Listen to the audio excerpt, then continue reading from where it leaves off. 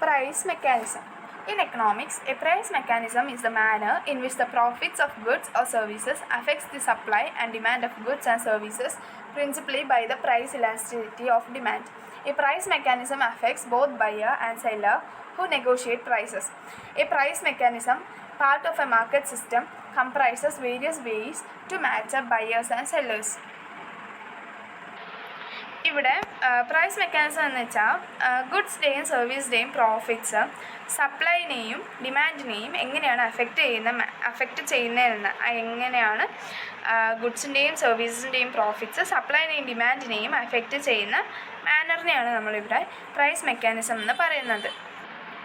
ഒരു price mechanism ബയ്യറിനെയും സെല്ലറിനെയും ഒരുപോലെ തന്നെ അഫക്റ്റ് ചെയ്യുന്നുണ്ട്. The price mechanism is an economic model where price plays a key role in directing the activities of producers, consumers, and resource suppliers.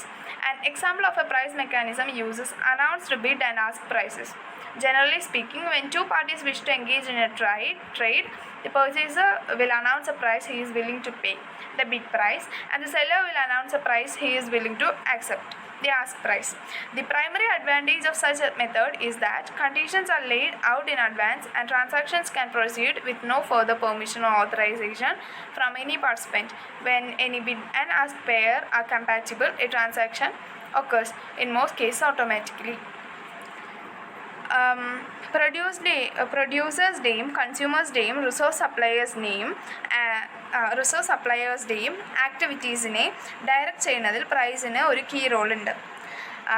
2 types of prices ആണുള്ളത്. And first one is bid price and second one is ask price. Bid price എന്ന് വെച്ചാൽ ഒരു ട്രേഡിൽ purchaser പറയണ പ്രൈസാണ് bid price, അതായത് the price which the purchaser willing to pay. Ask പ്രൈസിൽ seller ചോദിക്കുന്ന പ്രൈസ്, അതായത് the price which seller is willing to accept. സെല്ലർക്ക് എത്ര പ്രൈസാണോ വേണ്ടത് ആ പ്രൈസ്, അതായത് seller is willing to accept. അവിടെ ബിഡ് പ്രൈസും ആസ്ക് പെയറും കറക്റ്റായിട്ട് കമ്പാറ്റബിളായി വന്നാൽ മാത്രമേ ഒരു ട്രാൻസാക്ഷൻ ഒക്കർ ആവുള്ളൂ. ആൻഡ് നെക്സ്റ്റ് ടോപ്പിക്കാണ് working of the price mechanism. Under a price mechanism, if demand increases, prices will rise, causing a movement along the supply curve. For example, the oil crisis of the 1970s drove oil prices dramatically upwards, which in turn caused several countries to begin producing oil domestically. A price mechanism affects every economic situation in the long term. Price mechanism plays a vital role in determining prices in a capitalist economy. An example of the effects of a price mechanism in the long run involves fuel for cars. If fuel becomes more expensive, then the demand for the fuel would not decrease first. But eventually, companies will start to produce alternatives such as biodiesel fuel and electric cars. Price mechanism is a system by which the allocation of resources and distribution of goods and services are made on the basis of relative market price. There are 2 important elements of price mechanism. First one in itself, prices ആണ്. Prices are essence of price mechanism. Price mechanism works through prices in a free enterprise economy where all goods and services carry price tags with them.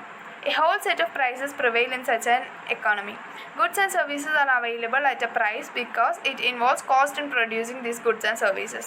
Consumers have to pay some prices if they want to buy some goods like food, clothes, etc. Producers are willing to sell goods and services only if they get the appropriate price. Second one is market.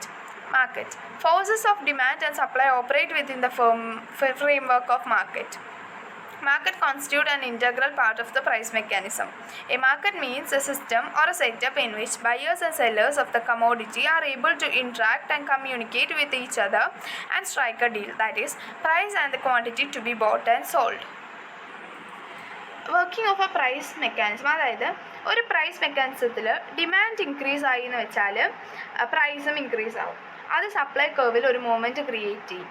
അതിനൊരു എക്സാമ്പിളാണ് 1970s ഓയിലിൻ്റെ price increase ആയപ്പം കുറേ countries സ്വന്തമായിട്ട് oil produce ചെയ്യാൻ തുടങ്ങി. അതുപോലെ തന്നെയാണ് ഇൻ ദ ലോങ് റൺ കാർസിൻ്റെ ഫ്യൂവൽസിൻ്റെ പ്രൈസ് ഇൻക്രീസ് ആയപ്പോൾ ഫ്യൂവലിൻ്റെ ഡിമാൻഡ് വേഗം കുറയില്ല. അപ്പോൾ കമ്പനീസ് എന്ത് ചെയ്തു എന്ന് വെച്ചാൽ ഇങ്ങനെ അതിനുള്ള ഓൾട്ടർനേറ്റീവ്സ് ഉണ്ടാക്കാൻ തുടങ്ങി. ബയോഡീസൽ ഫ്യൂവൽ ഉണ്ടാക്കാൻ തുടങ്ങി. അതുപോലെ തന്നെ ഇലക്ട്രിക്കൽ കാർസൊക്കെ ഉണ്ടാക്കാൻ തുടങ്ങി. ഇനി പറയുന്നത് two important elements in price mechanism ആണ്. The first one is prices and the second one is market.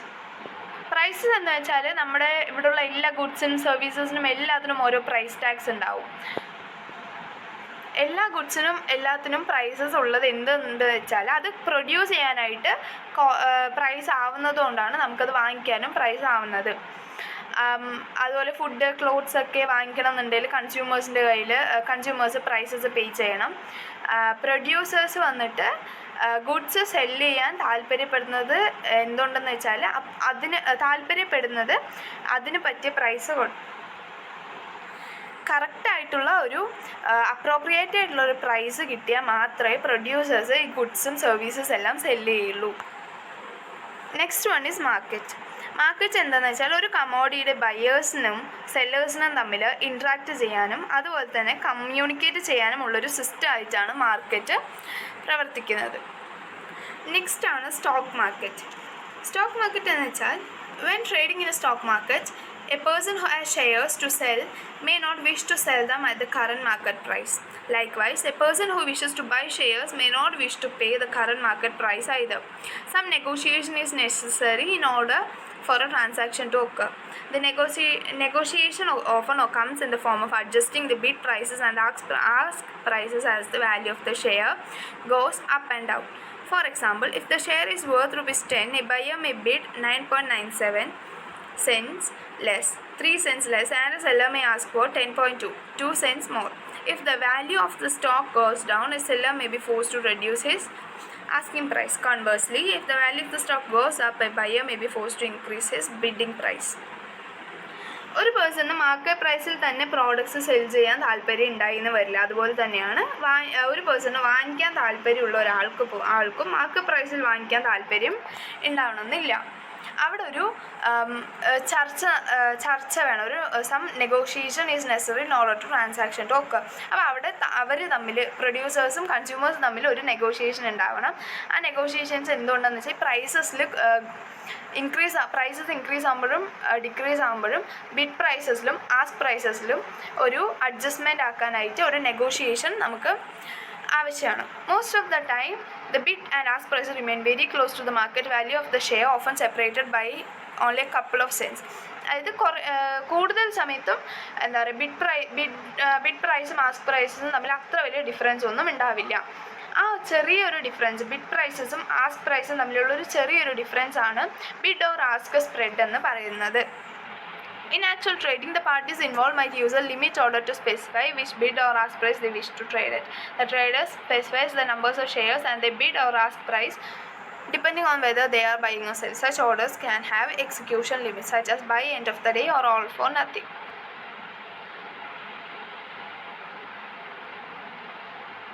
Next one ആണ് ഓപ്ഷൻസ്. ഓപ്ഷൻസ് എന്ന് വെച്ചാൽ ലേലം.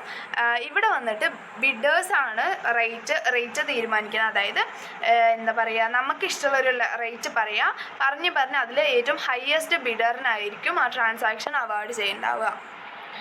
ഓപ്ഷൻ എന്ന് വെച്ചാൽ ലേലം എന്നാണ് അർത്ഥം.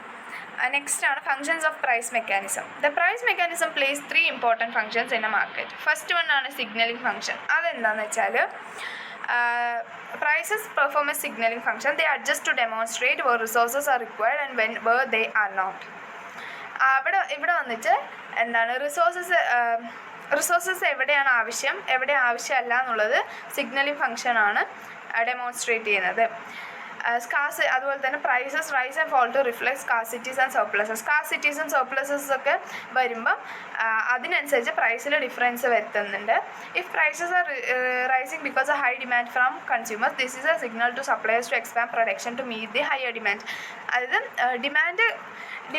ഡിമാൻഡ് കൂടുകയാണെന്നുണ്ടെങ്കിൽ പ്രൈസസിൽ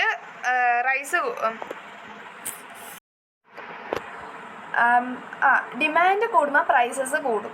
അത് വന്നിട്ട് ഈ സപ്ലയേഴ്സിനുള്ളൊരു സിഗ്നലാണ് പ്രൊഡക്ഷൻ എക്സ്പാൻഡ് ചെയ്യാനായിട്ട്, അതായത് ഡിമാൻഡിനെ മീറ്റ് ചെയ്യാനായിട്ടുള്ള പ്രൊഡക്ഷൻ എക്സ്പാൻഡ് ചെയ്യാനായിട്ട് സപ്ലയേഴ്സിന് കൊടുക്കുന്ന ഒരു സിഗ്നലാണ് signalling function. If there is excess supply in the market, the price mechanism will help to eliminate a surplus of a good by allowing the market price to fall. അതുപോലെ തന്നെ product ഒരുപാട് excess ആയി supply ആയിന്നുണ്ടെങ്കിൽ അവർ market പ്രൈസിന് കുറച്ചിട്ട് ആ goods excess ആയി വന്ന ഗുഡ്സിനെ എങ്ങനെയും ഒന്ന് സെല് ചെയ്യാനായിട്ട് നോക്കും. അതാണ് സിഗ്നലിംഗ് ഫംഗ്ഷൻ എന്ന് വെച്ചാൽ changes in price provides information to both producers and consumers about changes in the market condition. Market കണ്ടീഷൻസിൽ ഉണ്ടാവുന്ന ചേഞ്ചസിനനുസരിച്ച് പ്രൊഡ്യൂസേഴ്സിനും കൺസ്യൂമേഴ്സിനും അതിൻ്റെതായ ഇൻഫർമേഷൻസ് കൊടുക്കലാണ് സിഗ്നലിംഗ് ഫംഗ്ഷൻ ചെയ്യുന്നത്. നെക്സ്റ്റ് പോയിൻ്റാണ് transmission of preferences. Next transmission of പ്രിഫറൻസസിൽ എന്താണെന്ന് വെച്ചാൽ കൺസ്യൂമേഴ്സിൻ്റെ ചോയ്സസ് അനുസരിച്ച്, അതായത് കൺസ്യൂമേഴ്സിൻ്റെ നീഡ്സ് ആൻഡ് വോൺസിനനുസരിച്ച് കൺസ്യൂമേഴ്സ് തന്നെ പ്രൊഡ്യൂസേഴ്സിന് ഇൻഫർമേഷൻസ് കൊടുക്കും. നെക്സ്റ്റ് ആണ് higher prices act as an incentive to raise output because the supplier stands to make a better profit. അതായത് എന്താണ് ഔട്ട്പുട്ട് റേസ് ചെയ്യാനുള്ള ഒരു ഇൻസെൻറ്റീവായിട്ട് ഹയർ പ്രൈസസ് ആക്ട് ചെയ്യുന്നു. കാരണം ആ ഔട്ട്പുട്ട് കൂടുമ്പോഴും പ്രൈസസ് ഹൈ ആയാലും സപ്ലയേഴ്സിന് വന്നിട്ട് ഒരു ബെറ്റർ പ്രോഫിറ്റിനായിട്ടാണ് പ്രൈസസ് കൂടുമ്പോൾ ഔട്ട്പുട്ട് റേസ് ചെയ്യും.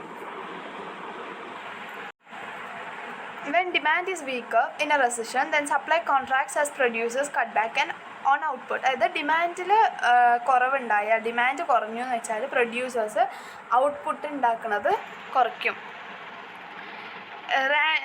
റാഷനിങ് ഫംഗ്ഷനാണ് തേർഡ്. റാഷനിങ് ഫംഗ്ഷൻ എന്ന് വെച്ചാൽ prices serve to ration scarce resources when demand in a market outstrips supply.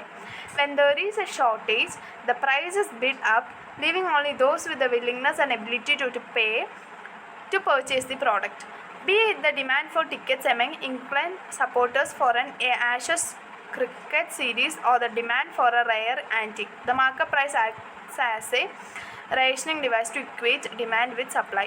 The popularity of auctions as a means of allocating resources is worth considering as a means of allocating resources and clearing A market. Rationing function എന്ന് വെച്ചാൽ products ഉണ്ടാക്കുന്നതിൽ shortage ഉണ്ടായിന്ന് വെച്ചാൽ price ബിഡപ്പ് ചെയ്യും. അതായത് price ഇച്ചിരി കൂട്ടിയിട്ട് ആവശ്യമുള്ളവർക്കും അതുപോലെ തന്നെ ആ പ്രോഡക്റ്റ് വേണം എന്നുള്ളവർക്കും ആ ചോദിക്കുന്ന കാശ് കൊടുക്കാൻ പറ്റും എന്നുള്ളവർക്ക് മാത്രം വാങ്ങിക്കുന്നത് പോലെ ആക്കും. അതാണ് റാഷനിങ് ഫംഗ്ഷൻ എന്ന് വെച്ചാൽ.